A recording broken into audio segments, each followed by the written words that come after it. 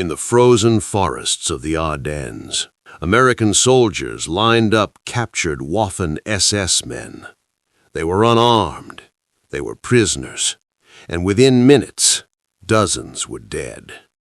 This was not done by the enemy, it was done by the victors. Weeks later, the evidence reached the desk of General George S. Patton, commander of the U.S. Third Army. An Inspector General investigation, a classified report, a decision that would never reach a courtroom. This is the story of what Patton did when he learned his men had executed SS prisoners, and why the truth almost disappeared with the smoke of a fireplace. By late December 1944, the Western Front was unraveling into chaos. Hitler's last gamble, the Ardennes Offensive, later called the Battle of the Bulge, had smashed into American lines with brutal surprise. Snow buried roads, fuel ran dry, entire units were surrounded. Sleep deprivation and shock were constant. American soldiers were not just fighting the German army, they were fighting the cold, hunger, exhaustion, and fear. On December 17, 1944, near the crossroads town of Malmedy, soldiers of Kampfgruppe Piper executed 84 unarmed American prisoners of war. Some were shot at close range, others were hunted down as they tried to escape across frozen fields. Word spread fast, faster than any official report. By Christmas, every American unit in the Ardennes had heard the same message. The SS were killing prisoners. From that moment on, the rules of war felt optional to men freezing in foxholes. Historians agree on one thing. After Malmedy, taking SS prisoners became rare, not by written order, but by shared understanding. 2 weeks after Malmedy, the U.S. Army was pushing back hard. Among the units moving forward was the 11th Armored Division, fresh, well-equipped, and newly committed to the front. On New Year's Day, 1945, near the small Belgian village of Chenogne, American troops captured dozens of German soldiers, many identified as Waffen-SS. What happened next was not recorded in any official after-action report. Survivor accounts, later investigations, and buried testimony point to the same outcome. Between 50 and 60 German prisoners were executed. They were lined up. They were shot. The bodies were left in the snow. No battlefield confusion, no crossfire, no escape attempt. This was retaliation, raw, immediate, and fueled by Malmedy. One U.S. officer later summarized the mood simply: "After what we'd heard, nobody wanted to take SS alive." War crimes did not disappear just because the war was being won. The U.S. Army's Inspector General began quietly collecting testimonies, witness statements, unit movements, casualty discrepancies. By early 1945, the Chenogne incident had a name inside the system: alleged mistreatment of prisoners. The findings were forwarded up the chain of command until they landed on the desk of General George S. Patton. Patton was no stranger to controversy. He believed discipline won wars, but also believed morale mattered more than courts-martial in the middle of combat. According to Patton's own wartime diary, he acknowledged that SS prisoners had been killed. He described it as unfortunate, but also wrote that he hoped the matter would be dropped. What happened next is where history becomes uncomfortable. The investigation stalled. No charges were filed. No soldiers were prosecuted. Some historians argue Patton suppressed the case to protect his men and maintain fighting spirit. Others say higher command quietly agreed, unwilling to put American soldiers on trial while uncovering Nazi atrocities across Europe. What is certain is this: Chenogne never became Malmedy. There was no courtroom, no headlines, only silence. By 1945, the Waffen-SS were not simply another branch of the German military. Unlike the Wehrmacht, they were ideological soldiers, sworn personally to Adolf Hitler and deeply tied to the Nazi racial project. Across Eastern and Western Europe, Waffen-SS units were directly implicated in mass executions of civilians, anti-partisan reprisals, and the systematic killing of prisoners. Entire villages in Poland, Belarus, Ukraine, and the Balkans had been erased by SS formations long before American troops ever reached the Rhine. U.S. intelligence briefings did not hide this reputation. American soldiers were warned that SS units rarely surrendered and often killed captives. The Malmedy massacre confirmed the worst fears in brutal clarity. By January 1945, many American GIs no longer viewed SS men as lawful combatants. They were seen as executioners in uniform. This distinction, legal on paper, blurred in reality, matters deeply, because when SS prisoners were captured near Chenogne, the men guarding them were not thinking in terms of Geneva Conventions. They were thinking about frozen fields near Malmedy and friends who never came home. To understand Patton's reaction, one must understand Patton himself. George S. Patton believed war was not won by restraint, but by aggression. He preached speed, violence of action, and relentless pressure. Yet paradoxically, he was also a strict disciplinarian who despised looting, cowardice, and loss of control. Patton did not romanticize war. He often repeated the phrase, "War is hell." But in Patton's view, the greater sin was allowing hesitation to cost American lives. His diaries reveal a man deeply aware of legal boundaries and equally aware of battlefield realities. He understood the laws of war. He also understood what Malmedy had done to the psychology of his troops. Patton feared something specific, that prosecuting American soldiers for killing SS prisoners would shatter morale at the exact moment the war demanded maximum aggression. To Patton, the question was not abstract morality. It was whether justice served the mission or undermined it. And when the Chenogne file reached him, that belief would be tested. The U.S. Army Inspector General was not tasked with philosophy. He was tasked with facts. Witness statements placed American troops at the execution site. Casualty counts did not match combat reports. German bodies were discovered grouped together, shot, not killed in battle. By regulation, this triggered a mandatory review. Under normal circumstances, it would have led to courts-martials, but nothing about early 1945 was normal. As Allied forces advanced, they uncovered concentration camps, mass graves, and evidence of industrial-scale murder. The moral landscape of Europe was collapsing under the weight of Nazi crimes. Inside headquarters, officers faced an unspoken question. Should American soldiers be prosecuted for killing SS men while uncovering crimes beyond comprehension?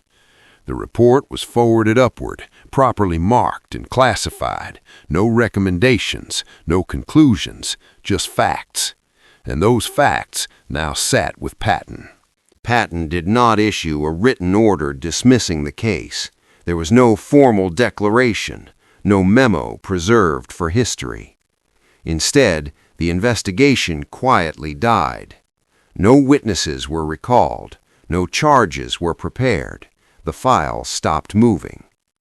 Patton later wrote in his diary that SS prisoners had likely been shot and that he hoped the matter would not be pursued. He framed the killings not as policy, but as the understandable result of battlefield rage after Malmedy. This distinction mattered. By allowing the case to fade, Patton avoided setting a precedent that American soldiers could be tried for killing SS men in the heat of combat. To some, this was moral cowardice. To others, it was command responsibility. What Patton chose was silence, a decision that protected his troops, preserved momentum, and ensured the Third Army kept moving east. But silence is also a form of judgment, and history has been debating it ever since. By 1945, the rules governing prisoners of war were clear, at least on paper. The 1929 Geneva Convention, ratified by the United States and Germany, prohibited the execution of surrendered prisoners under any circumstances. Retaliation was explicitly forbidden. Even war criminals were entitled to custody, not summary execution. This legal framework mattered deeply to Allied leadership. The war was not only being fought on battlefields, but also for legitimacy, to prove that democracies fought differently than totalitarian regimes. Yet the law assumed rational conditions, clear command, stable lines, and emotional distance. None of those existed in the Ardennes. Men who had seen friends murdered at Malmedy were now expected to enforce legal standards on the very units responsible. In practice, the Geneva Convention depended on officers willing to enforce it and soldiers willing to believe it still applied. At Chenogne, the law was present, but it was powerless. Prosecuting American soldiers for killing SS prisoners would have sent shockwaves through the front lines. Officers understood this, even those who believed the law had been broken. If one unit was court-martialed, others would ask the same question. Why them and not us? Malmedy had not been an isolated rumor. Reports of SS brutality came from Italy, France, Eastern Europe, confirmed again and again as Allied forces advanced. Behind closed doors, commanders worried about precedent more than guilt, not because the killings were acceptable, but because enforcing the law selectively could fracture the army. This was the quiet logic of victor's justice, not written, not announced, but widely understood. Punish the defeated to establish moral authority. Protect your own to preserve cohesion. Patton was not alone in this thinking. He was simply the one holding the file. Years later, when veterans spoke privately, a pattern emerged. They did not deny what happened at Chenogne. They explained it. Many described extreme exhaustion, days without sleep, frozen rations, constant shell fire. Others spoke of rage after seeing photographs of Malmedy victims or hearing survivor accounts. Several recalled a belief that SS troops would kill them if released. Some claimed they were told, informally, to get rid of them. These were not confessions made with pride. They were explanations offered without apology. To the men on the ground, the killings were not about revenge alone. They were about survival and the belief that mercy had already been rejected by the enemy. History records their words, but cannot resolve their emotions. As the Chenogne investigation faded, Allied forces moved deeper into Germany. They found Buchenwald, Dachau, Bergen-Belsen. Piles of bodies, starved survivors, industrialized murder. For many American soldiers, this discovery reframed everything. Whatever doubts remained about SS culpability evaporated inside the gates of those camps. Some GIs later admitted that after seeing the camps, they no longer believed SS guards deserved trial.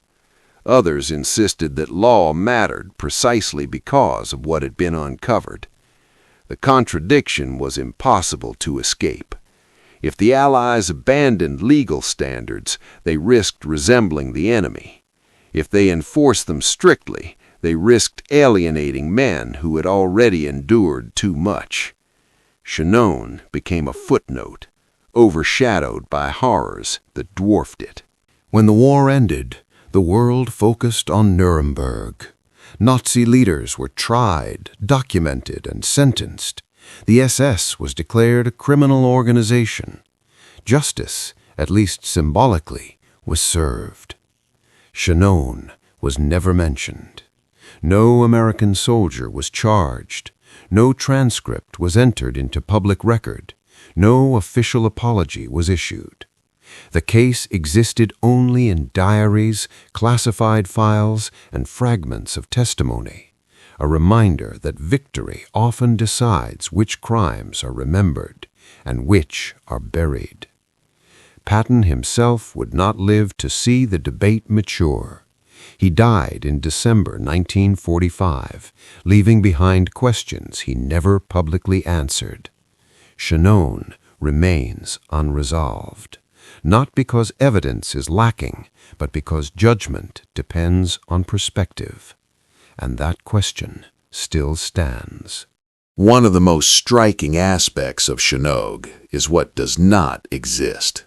There is no written order instructing American troops to execute SS prisoners. No directive from Patton. No operational memo. This absence matters. The U.S. Army ran on paperwork. Orders were typed, copied, signed, and archived.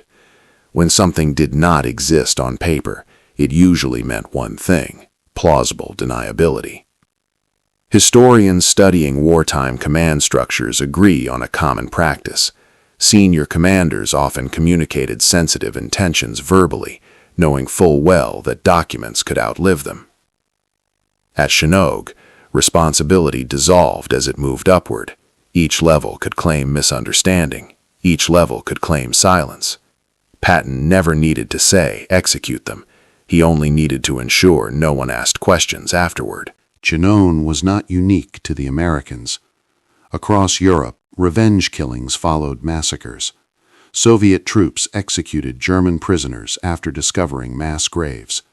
British units quietly killed SS men during the liberation of concentration camps. French resistance fighters carried out Summer's executions long after liberation. What separated Chenogne was not the act, but the institution tasked with enforcing the law. The U.S. Army had formal investigative mechanisms. It claimed moral leadership. It documented enemy crimes meticulously. Yet when its own soldiers crossed the line, enforcement became selective. This was not hypocrisy unique to Patton. It was a wartime reality shared by every victorious army. What differs is how openly history acknowledges it. George Patton kept a diary throughout the war. It was blunt, personal, and unfiltered. In it, he acknowledged that SS prisoners had been shot and described the act as understandable, though regrettable. He expressed concern not about legality, but about political fallout. Patton feared headlines. He feared congressional scrutiny. He feared giving critics ammunition. What he did not express was remorse in the modern sense. To Patton, the men who pulled the triggers were not criminals. They were soldiers pushed beyond restraint by an enemy that had abandoned it first. This does not absolve him, but it explains him. The diary does not condemn. It reveals priorities. Decades later, historians remain divided. One side argues Chenogne was a clear war crime, regardless of the enemy's actions. The law exists precisely to restrain revenge, they say. The other side counters that applying peacetime legal standards to battlefield collapse is unrealistic, and that SS units had forfeited moral protection through systematic brutality. Both arguments are internally consistent. Neither resolves the contradiction. Chenogne sits at the intersection where law fails to govern emotion, and emotion overwhelms law. After the war, America needed heroes. The narrative of liberation, sacrifice, and moral clarity was not false, but it was incomplete. Stories like Chenogne complicated that narrative. There was no political appetite to reopen wounds. Veterans were returning home. The Cold War was beginning. Unity mattered more than reflection. So Chenogne remained in footnotes, not textbooks. Not denied, not prosecuted, just omitted. Patton chose loyalty over law. He chose momentum over morality. He chose silence over accountability. Whether that choice was necessary or wrong depends on what one believes the purpose of law is during total war. What cannot be denied is this: Patton understood exactly what had happened, and he decided the war would move forward without judgment. That decision, more than the gunfire at Chenogne, is what history continues to examine. Historians often ask a dangerous question. What if Patton had ordered prosecutions? The likely outcome is not theoretical. Courts-martial would have required witnesses, men still fighting, still exposed. Units would have been pulled from the front. Morale would have collapsed in divisions already stretched thin. More critically, the message would have been unmistakable. American soldiers could be punished for killing SS men, even after Malmedy. Some officers warned this would make soldiers hesitate in future captures. Others feared it would provoke outright refusal to take prisoners, legal or not. Patton understood this risk. He also understood that once precedent was set, it could not be undone. The law demanded action. The war demanded momentum. Patton chose the war. Chenogne was not erased by accident. It fit a broader pattern. Throughout history, victors investigate the crimes of the defeated while quietly setting aside their own. Nuremberg was real justice, but it was also selective justice. The Allies documented Nazi crimes exhaustively, not because they were flawless, but because the scale of German atrocities demanded historical record. In that context, Chenogne became inconvenient, too small to justify distraction, too damaging to moral authority. This is what victor's justice truly means, not innocence, but control over narrative. George S. Patton did not survive long enough to defend or explain his decision. He died in December 1945 after a car accident in Germany. By then, his public image was already solidifying. Brilliant commander, difficult personality, indispensable to victory. Chenogne did not appear in his obituaries. It did not define his legacy. But among historians, it became a lens, revealing not who Patton was in victory, but who he was under strain. The man who pulled the triggers did not speak publicly. Some never spoke at all. For many veterans, Chenogne was not a story of justice or crime. It was a moment they survived and moved past. The war ended. Families were raised. Lives continued. History often demands moral clarity. Human beings rarely experience it. Chenogne is not about condemning the past. It is about understanding how law, morality, and survival collide in extreme conditions. Democracies do not stop being democracies in war, but they are tested in ways peace never reveals. Ignoring these moments does not protect history. It weakens it.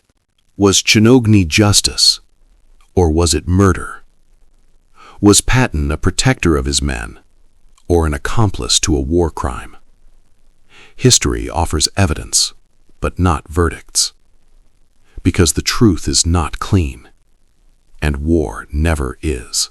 In the end, Chenogne survives not as a scandal, but as a warning that even the good war contained moments where lines blurred, that even heroes made choices without clean answers, and that remembering these moments does not diminish victory, it humanizes it. Patton did not deny what happened. He chose silence. History broke that silence. What we do with it is up to us.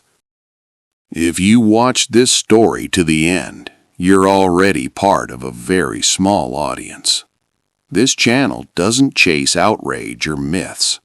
We tell the parts of history most documentaries avoid: the uncomfortable, the disputed, the human. Subscribing doesn't just support this channel. It ensures these stories keep being told, without simplification, without propaganda, and without silence. If history matters to you beyond heroes and villains, subscribe now.